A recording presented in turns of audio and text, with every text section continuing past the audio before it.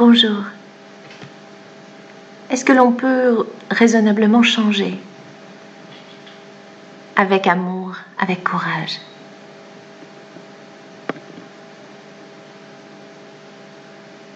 Oui, je pense que véritablement on peut être triste de ce que les grandes puissances laissent faire ou créent, qui détruit aujourd'hui tellement la vie sur la terre. Je pense qu'on peut être triste aussi de de cet appât du gain, de l'envie du pouvoir, de satisfaire un ego qui n'a pas été nourri à la source, à cette énergie, à cette sagesse qui vient du cœur. Oui, je pense véritablement qu'on peut l'être. Et il y a de quoi l'être en vérité. Mais en même temps, aujourd'hui, c'est une émotion qui ne sert pas la terre. Si elle n'est pas accompagnée de l'envie d'apporter sa pierre à l'édifice d'un monde meilleur, sa contribution.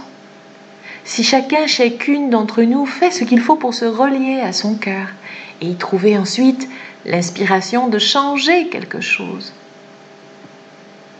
dans sa propre vie, parce que véritablement ça peut changer le monde.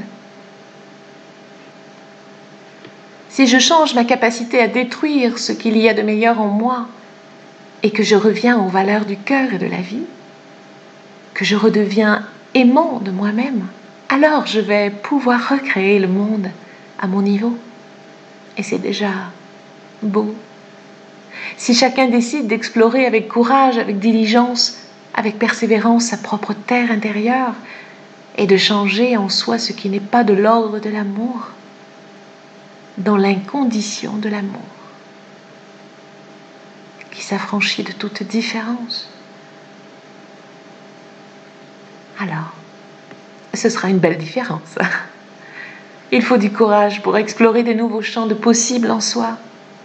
Il faut vouloir détourner le regard de ce qui ne va pas aujourd'hui dans ce monde pour aller explorer la vie dans ce qu'elle a de plus beau. Et en soi, déjà, pour réapprendre la magie, parce qu'elle existe. Il y a véritablement une infinie magie dans la vie. Alors, allons explorer ce champ-là, sa terre intérieure, chacun. Demandons-nous de désapprendre ce que on nous a inculqué pour tout réapprendre différemment, en lien avec la noble vérité qui est à l'intérieur de nous. Expérimenter sans lâcher prise, résister à la tentation de revenir dans sa zone de confort, libérer cette tristesse justement, qui nous fait regarder cette destruction de notre terre en se sentant si impuissant. Mais impuissants, nous ne le sommes pas. C'est à chacun d'aller explorer sa propre terre intérieure, de se reconnecter à sa propre source, avec beaucoup d'amour. Imaginez donc si chacun d'entre nous faisait cette démarche. Nous devons tous redevenir un flambeau dans la nuit qui guide d'autres à redevenir eux-mêmes des flambeaux, même si c'est dans une petite mesure, dans une petite sphère d'influence, mais une sphère à côté d'une autre, et d'une autre, encore une autre, et encore et encore. Quand on sait que nous sommes tous reliés, tous, cette tendance à la destruction s'inverserait alors de manière fulgurante. Alors, ne soyons plus timorés, redevenons courageux. Il y a de nombreuses lumières dans ce monde qui ont décidé de tout changer, de sortir des sentiers battus, d'explorer le monde différemment, de se relier à leur cœur et à la terre. Et ils montrent le chemin. Oh, gratitude, gratitude immense.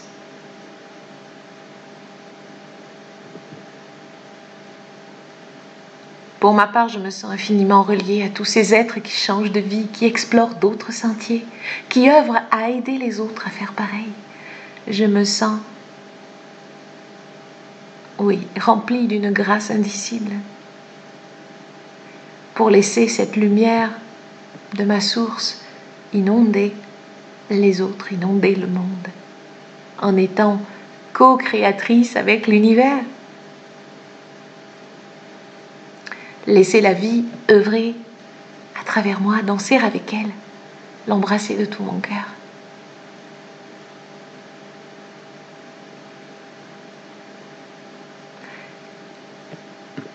Je vous souhaite la lumière au cœur même de votre source et d'oser en répandre les rayons sur le monde avec tout mon amour. Merci.